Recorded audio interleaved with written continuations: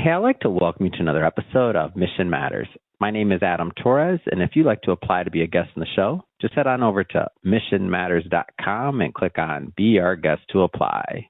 All right, so today my guest is Angela Rodell, and she's a principal over at Rodell Consulting. And just so you know, this particular interview is part of our Milken Global Conference coverage series where we interview attendees, participants, speakers, and, sponsors of the Milken Global Conference in Beverly Hills, California, which we cover every year for the last 3 or 4 years. So first thing first, Angela, welcome to the show. Thank you so much for having me, Adam. It's a pleasure to be here.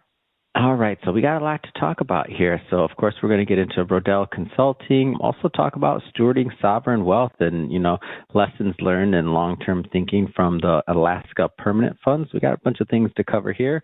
But just get us kicked off, the Milken Conference. I know we didn't meet in person, but how was your experience? Was this your first time going, or have you been before? Like, talk to me. No. In fact, I think this was either my 11th or 12th year going. Oh, you're a veteran. I love it. I love it. That's what I say. I know, because every year you do it, you have a different experience, right? It's fantastic. So jokingly, security year one versus security this year was amazing. What do you think? No. Oh, I know. And I'm always amazed at the quantity and quality of the conversations that they are able to put together. The more times you attend, the easier it gets to navigate in terms of trying to make sure that you get to the content you want to participate in, have the meetings you want to with the people that you need to meet with. And it's just, It's such an innovative, forward-looking event that I look forward to it every year. Now, I'm always curious on the way people decide what they're going to go actually partake in and what they're going to, because it's only so many days, and like literally there's always a good keynote or panel or something going on. It's like other guests that have been on the show have called it like brain candy or the Disneyland of conferences, like all kinds of things. It's kind of fun to hear people's perception. How do you curate what you go to when you're thinking? Do you like to explore, go, because like see some things you wouldn't normally see? Do you keep it in your like niche? Like what's your game plan? Yeah. Well, when I first started going, I was the CEO of the Alaska Permanent Fund. And so I felt very compelled to make sure that everything I did, all the meetings I took, were really centered around the work I did in that role. And now that I work for myself as a consultant, I'm able to broaden out what I want to participate in, what I want to hear from, the speakers I want to hear from, and getting to areas that are maybe a little bit more outside of capital finance directly, and thinking more strategically about where certain industries are going, like energy, like AI, and things like that. So I actually get to have more now. Sorry.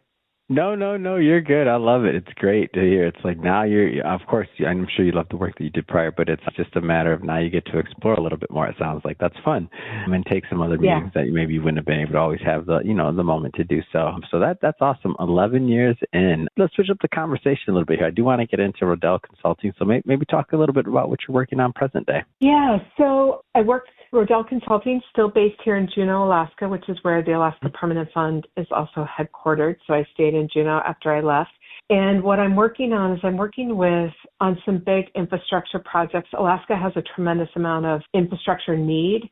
And the way we think about the capital stack and how to put that capital stack together strategically and make the most of leveraging those relationships, lowering the cost of funds. But we have probably $1.4 billion with 3 major infrastructure projects going on here in Juneau alone. So there's a lot of economic activity, and being able to stay in finance and think strategically about debt, about equity, the appropriate role of both in these projects has been something I've been really interested in and been working on. Now, obviously, that's strategic consulting. So a lot going on, obviously, we know in politics today, like, as if there isn't always, right? But I'm interested to hear about, like, on your end of being, obviously on the leading the fund at one point and now consulting. Like, how does one lead a public institution if they're under political or even public pressure? Like, how do you even manage that? I'm just trying to wrap my head around it. Like, as a podcaster, I got things coming at me from different angles, but I'm not leading, a sovereign fund or sovereign wealth.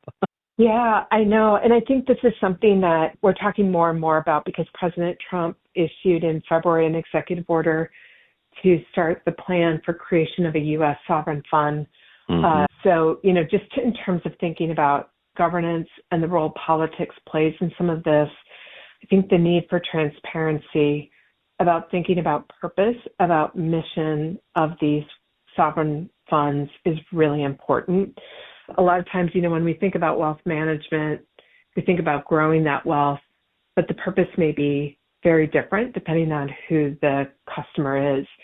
In the case of sovereign wealth, when you're benefiting a broader population, potentially all Americans, if that U.S.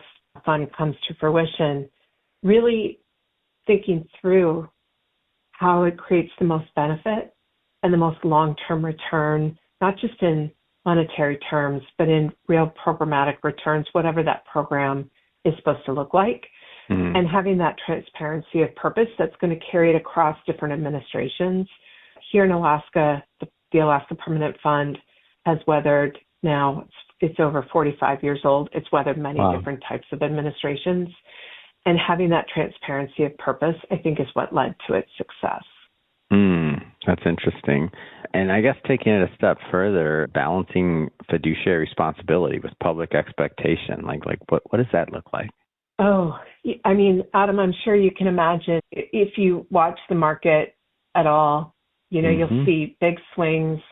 S&P 500 index goes way up, it goes down, and you're always getting feedback when you're in these public funds that you should be investing in X or in Y or doing more to benefit Alaskans in this case, or be in the oil and gas industry, or, just fill in the blank. And what I think what you have to do with that fiduciary responsibility is it gets back to that articulation of purpose, of the need to provide long-term value and stability across multiple market dynamics, across multiple political governance dynamics that might be going on. And, we get caught in short-termism a lot, right? We want immediate returns, instant gratification.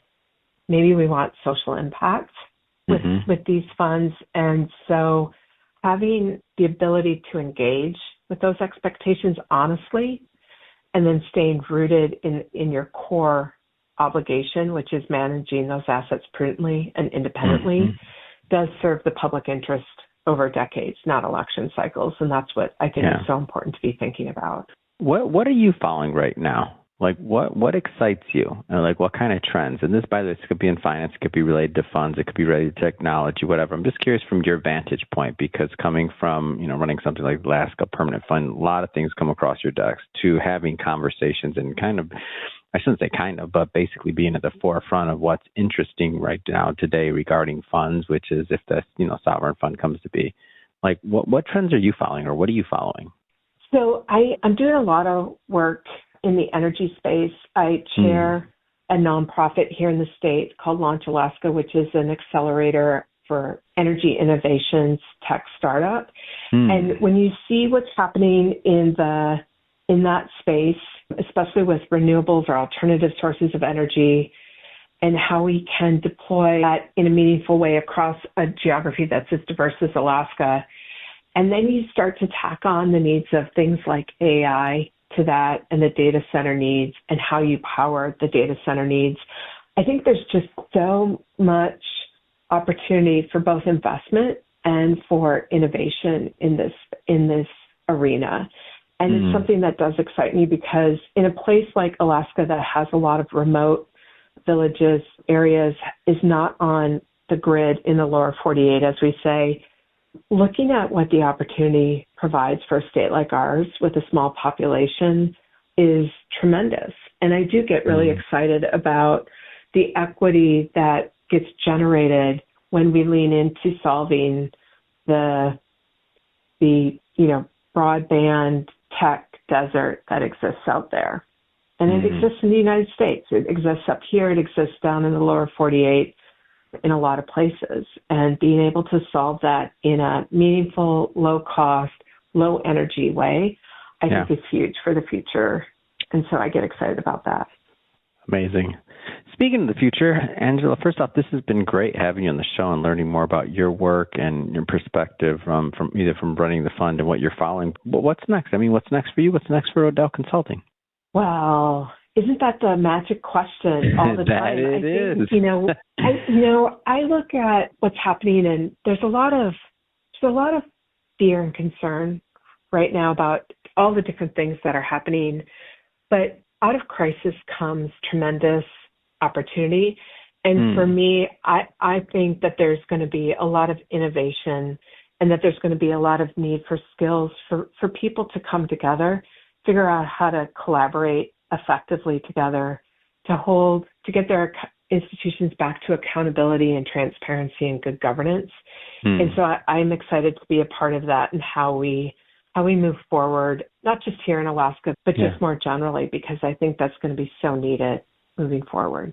All right. Well, first off, Angela, this has been great. I can't let anybody off of my show that's from Alaska or in Alaska without bringing up the Alaska Raceway Park. And the reason why is because I have to. One of our authors, one of the things we do is we publish books. So Michelle Lackey, I always bring her up whenever somebody's from Alaska because she's a multiple generation racetrack owner. They're women-owned racetrack, just FYI. And it's over in, where is it at? I can't remember the exact, it's a couple hours outside of the main city, so that's why.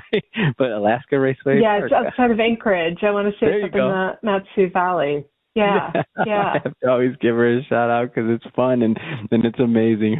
Like the view of that racetrack. For anybody listening that's in Alaska or has ever wanted to go to Alaska, I've only seen it on Instagram, but I promised her I'm going to make it out there for one of these race seasons.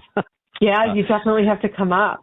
Yeah, I've never been. It's just one of my dreams to go to Alaska because I haven't been booked yet. I'm like, there's got to be a conference or somebody out there that wants me. I just haven't found them yet. So we'll see, but I'll find an excuse to go. We'll work on that. We'll definitely work on that.